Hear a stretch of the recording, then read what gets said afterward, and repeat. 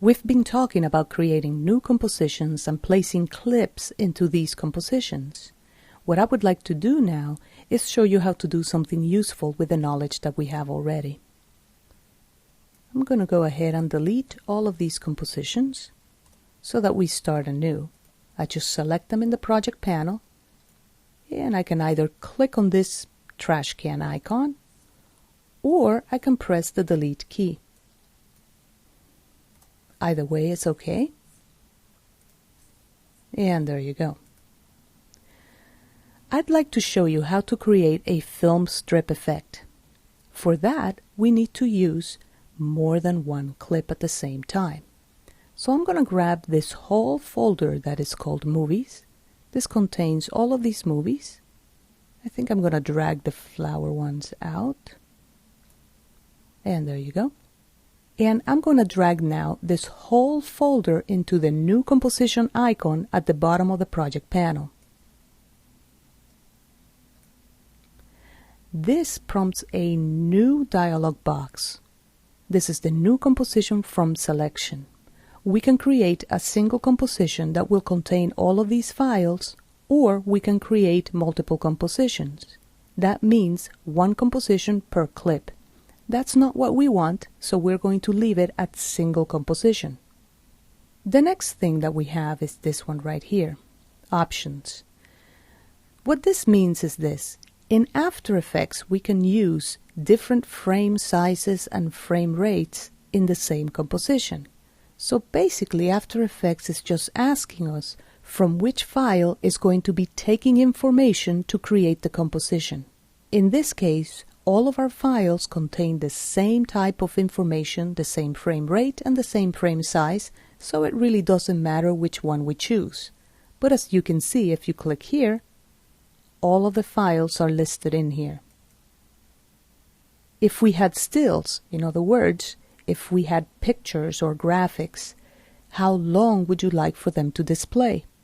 Stills themselves do not have any duration, so you can indicate in here to After Effects how long you would like for those to show. We don't have any stills on this particular example, so it doesn't really matter. You can add this composition directly to the render queue. More on that later. You can also sequence the layers. If you sequence the layers, that just means it's going to play one layer and then the other one and then the other one. If you choose not to sequence them, then what's going to happen is that After Effects will play all of the layers at the same time. I don't want to sequence them right now, so I'll click OK. A new composition is created with all of my layers in there, all playing at the same time. The next part of this lesson is meant for you to just sit back and watch. Don't follow it because we're going to go over terms and over techniques that we have not gone over. I just want to show you what can be done really quickly and easily in After Effects. I'll go ahead and make this composition a little bit larger. Notice that the clip called Boy and Pig is actually pinkish in color. That is because on the first lesson we changed the label to peach. I want you to notice that all of these layers are selected. If I click on the gray here, they become deselected.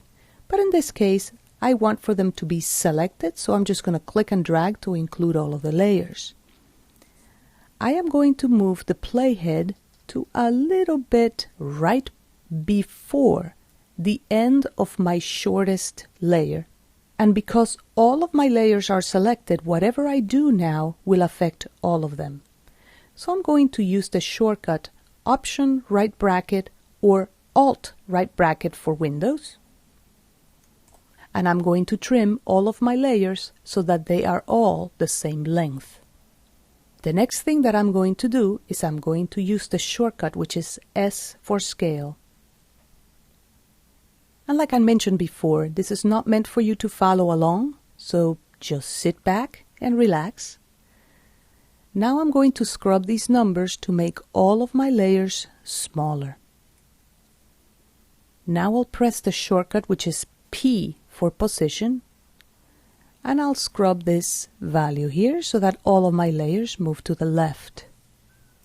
I'll move the playhead to the beginning and I'll keyframe the position. I will move now the playhead to the end and I'll scrub this value so that my layers move from left to right. If I want to play this timeline, and I can do so by just pressing the spacebar, I will see that all of my layers are moving at the same time from left to right. I will pause by pressing the spacebar again. This is exactly what I want. However, the effect that I want is a film strip effect. So even though my clips are doing what I need them to do, they are not doing them when I need for them to do it. So I need to stagger these clips in time so that they all do the same thing, but a little bit one after the other.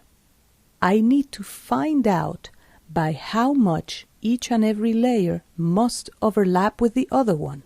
For that, I'm going to deselect all of my layers by clicking on a gray space here. And I will move layer 2 out from underneath. What that does is that layer 2 now starts later and it's not overlapping layer 1, but it's doing exactly the same thing. This is the beginning of that film strip effect. I am going to select layer 1 and I'm going to move the playhead to the out point of this layer. For that, I'm going to use the shortcut, which is the letter O. Notice the time code right here on the left. It says 6:14. That means that all of my layers are 6 seconds and 14 frames in length. I'll select now layer 2. And I am going to see when in time layer 2 is beginning. For that, I'm going to use the shortcut, which is the letter I. 113 is the timecode number that I get.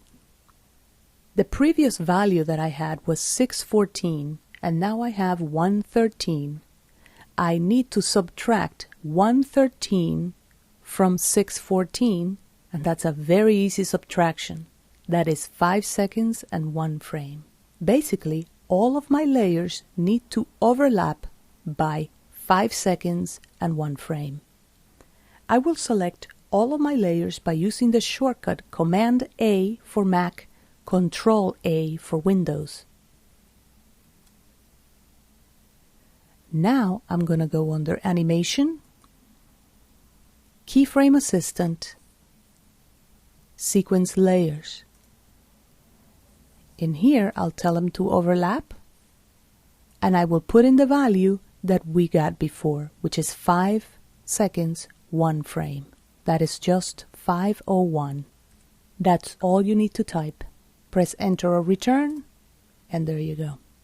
If you play the timeline, again, that's just the spacebar, you're going to see that all of the clips are exactly spaced the same, and we get a film strip effect. I'll stop. Again, don't try this yet. This is an exercise that you can come back to later on and do after we have gone over all the other concepts like keyframing and sequencing layers, etc., etc.